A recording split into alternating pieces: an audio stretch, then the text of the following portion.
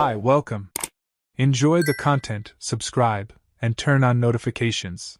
James watched Olivia in the living room mirror as she adjusted her red dress for the third time. It was a dress he'd never seen before, tight enough to turn heads, with a neckline she usually avoided. The perfume she'd applied was different too, not the soft floral scent he'd given her for her birthday, but something stronger, almost provocative. She put on dark red lipstick, checked her loose, wavy hair, the style she only wore for special occasions, and grabbed the small evening clutch that had been tucked away in the closet for months. James, 32, an architect with his own steadily growing firm, sat on the couch with a half-finished glass of whiskey. He wasn't the jealous or insecure type. In their 7 years of marriage, he'd always trusted Olivia. She was a marketing manager at a reputable agency, ambitious, intelligent, and up until that point, he believed they were a team. But over the past 3 weeks, small details had started forming a pattern he could no longer ignore. It began with the messages. Olivia had always left her phone unlocked, but recently she'd started typing in passwords and turning the screen face down whenever he came near. Then came the late-night meetings, the calls she took while stepping out of the room, the faint smile she tried to hide while texting. James also noticed the credit card statements, expensive dinners at restaurants they'd never visited together, lingerie purchases from stores he'd never seen, payments at boutique hotels downtown. He wasn't the kind of man who confronted without certainty. James was methodical, rational, used to working with precise blueprints and calculations. So he waited, observed, and mentally noted every inconsistency. Olivia claimed she was in client meetings, but when he casually called her office, the receptionist mentioned she'd left early. She said she was too tired to go out with him on weekends, yet old photos appeared on her social media as if they were new, masking her real activities. The night before, James found a crumpled receipt in her coat pocket, a dinner for 2 at an upscale steakhouse, at the exact time she said she was on a video call. That's when he knew it wasn't just paranoia anymore. It was real. Olivia was living a parallel life, and he needed concrete proof before taking action. So that Friday, when Olivia walked down the stairs in that new dress, that strong perfume, and announced with disturbing nonchalance, "I'm going out tonight, okay?" James felt a strange calm settle over him. It wasn't explosive anger, nor desperation, it was clarity. He set his glass on the coffee table, stood slowly, and looked her straight in the eyes. "If you walk out that door, don't come back." Olivia stopped in the middle of the room, her clutch already slung over her shoulder. She blinked, as if processing his words, then let out a short, almost nervous laugh. "Seriously, James? Drama now? I'm just meeting some girlfriends for drinks." "You're overreacting." "I'm not overreacting," he replied, his voice steady and even. "If you step through that door, the marriage is over. It's that simple." She rolled her eyes, adjusted the strap of her bag, and shrugged. "You're being ridiculous. We'll talk when I get back." And without another word, she opened the door, walked out, and closed it behind her with a final, decisive click. James listened as her car started, heard the tires crunch over the driveway gravel, and waited until the sound faded completely. Then he picked up the phone and dialed the number he'd saved 2 days earlier. "Garrett? She just left. Red dress, silver car. You have the plate. I want everything documented, photos, video, exact time, location, who she's with. Don't lose sight of her." Garrett was a private investigator James had hired 48 hours before, after finally accepting he needed solid proof. A discreet man, former police, with an impeccable reputation. James didn't want just suspicions, he wanted irrefutable evidence. As he waited, James opened his laptop and reviewed the emails Garrett had already sent over the past few days. There were records of Olivia checking into downtown hotels in the afternoon and leaving 2 hours later. Blurry photos showed her dining with someone at secluded restaurant tables. But no clear image of the man's face. Until then, James didn't know who it was. But he had a feeling tonight would be different. An hour passed. Then 2. James couldn't eat, just sat in the dark living room, staring at his phone, waiting for the call. When it finally buzzed, he answered before the second ring. "You're going to want to see this in person," Garrett said, his voice low and serious. "She's at a bar downtown, the Crimson Lounge. And James, you know the guy." James's stomach tightened. "Who?" "Ethan. Ethan Morrison. Your junior partner." A long silence followed. James felt the air leave his lungs. Ethan. The 30-year-old he'd hired a year and a half ago, the guy he'd mentored, who was building his own client base within the firm. Ethan, who joined them for dinners at their house. Ethan, who greeted James every damn morning with sincere smiles and firm handshakes. "You sure?" James asked, his voice hoarse. "Absolutely. I'm watching them right now." She's sitting on his lap in the corner of the bar. Kissing, hands all over each other. It's not subtle, James. It's blatant. James closed his eyes, took a deep breath, and made a decision. "Send me the address. I'm on my way." "You sure?" "Might be better to wait and gather more evidence before." "I'm going now." Garrett sighed on the other end. "Okay. But don't go alone. Bring someone with you. A witness always helps." James hung up, grabbed his car keys, and made one quick call before leaving. "Richard? It's me. I need you to come with me right now. No time to explain, but it's about the divorce. Bring a standard separation agreement and your camera. I'll pick you up in 10 minutes. Richard was the family attorney recommended by a coworker. James had discreetly consulted him the previous week just to understand his rights, options, and legal process. Richard was direct, pragmatic, and immediately recognized the urgency in James's voice. The drive to the Crimson Lounge was fast and silent. Richard asked no questions, just reviewed documents on his tablet while James gripped the steering wheel tightly. When they arrived, Garrett was waiting outside, a professional camera hanging from his neck. "They're still in there. Table in the far left corner." She ordered champagne. "They're celebrating something," Garrett reported, showing photos on the camera's display. James looked. There was Olivia, laughing, head thrown back, as Ethan whispered something in her ear. His hands were on her waist. The intimacy was undeniable, repulsive. "Let's go in," James said, his voice calm but loaded. Richard placed a hand on his shoulder. "Stay calm. No yelling, no violence. You want to walk out of this as the reasonable one, not the crazy one. Got it?" James nodded. The three of them walked into the bar. The lighting was dim, jazz played softly in the background, and the place was filled with couples and groups at scattered tables. James headed straight for the left corner, where Olivia and Ethan were so absorbed in each other they didn't notice him approaching until he stood beside their table. "Olivia," James said, his voice cutting through her laughter. She turned and froze. Her smile vanished instantly. Her eyes widened, and she pulled away from Ethan as if burned. "James, what are you doing here?" Ethan, meanwhile, looked like a man who'd just seen a ghost. He stood quickly, tripping over his own chair. "James, this isn't what it looks like." "Not what it looks?" James repeated, with an ironic smile that didn't reach his eyes.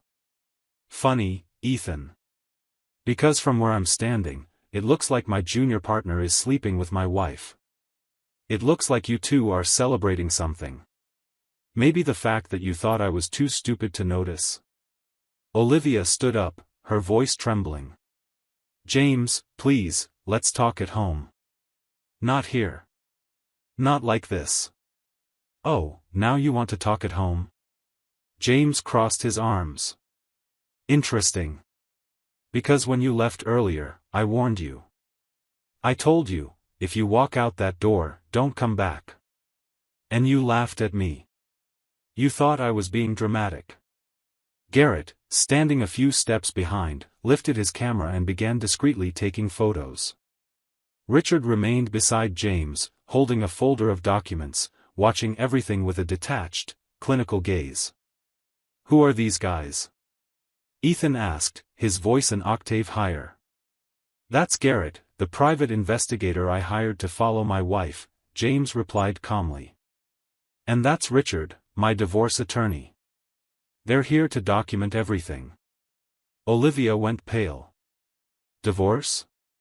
James, you can't be serious. I'm very serious.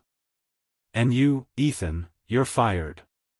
Effective immediately. And more than that, I'm reviewing every contract you've handled in the last 6 months, because something tells me this goes beyond a simple affair. Ethan started sweating. What are you talking about? I'm talking, James said, stepping closer, about the fact that 3 proposals I submitted to major clients were leaked to competitors. I'm talking about confidential meetings mysteriously cancelled. I'm talking about you using my wife to steal information from my own firm. Ethan's expression changed. It wasn't just fear anymore, it was exposed guilt.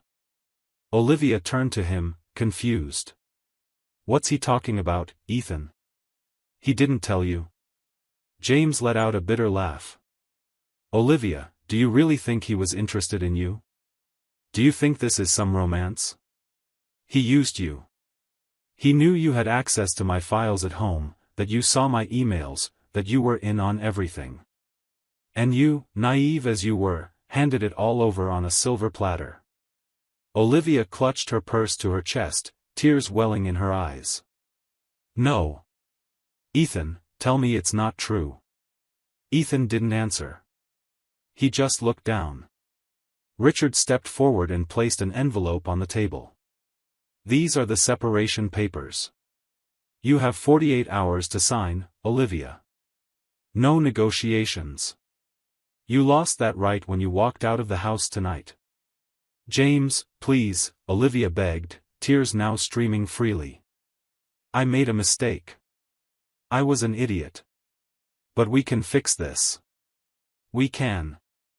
No, James interrupted, his voice firm but without anger. We can't. You made your choice. And I've made mine. He turned and walked toward the exit. Garrett and Richard followed. Behind them, Olivia sobbed, and Ethan remained silent, defeated. Outside the bar, James breathed in the cold night air.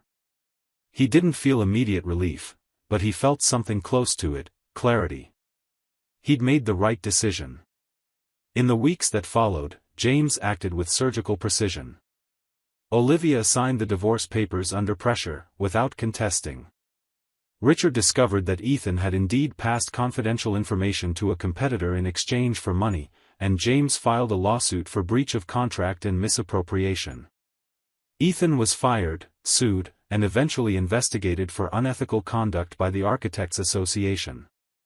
Olivia tried contacting James repeatedly, calls, messages, lengthy emails begging for forgiveness. James never responded. He blocked her number, archived her emails unread, and moved forward with the divorce.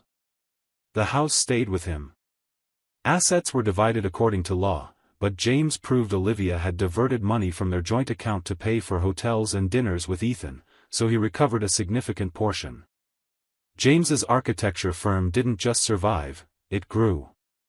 With Ethan gone and the dishonest practices exposed, James regained the trust of former clients and attracted new projects.